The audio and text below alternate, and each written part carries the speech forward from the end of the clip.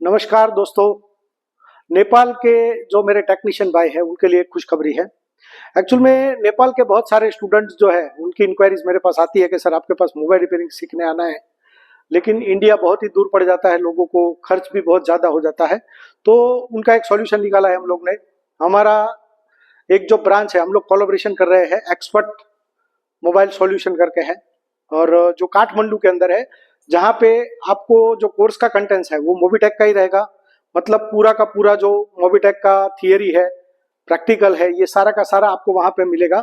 Plus आपको mobile का application भी मिलेगा, जिसके अंदर आपको जितने भी हमारे कंटेंट्स है, जैसे वीडियो हो गए या हार्डवेयर सॉल्यूशन हो गया या आईसी का डाटा शीट हो गया, जितनी भी चीजें जो हमारी एप्लीकेशन के अंदर है वो सारी की सारी आपको मिलेगी। सेम तरीके से वहां पे भी पढ़ाई होगी, सेम कोर्स का ड्यूरेशन रहेगा, सेम कंटेंट्स रहेगा।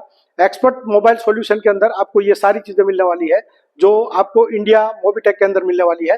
तो दोस्तों, इसका एड्रेस वगैरह जो है वो मैं नीचे डाल दे रहा हूँ। तो एड्रेस नंबर और फोन नंबर दोनों यहाँ पे रहेगा, जिसपे कॉल करके आप अपनी सीट जो है उसको बुक करा सकते हैं।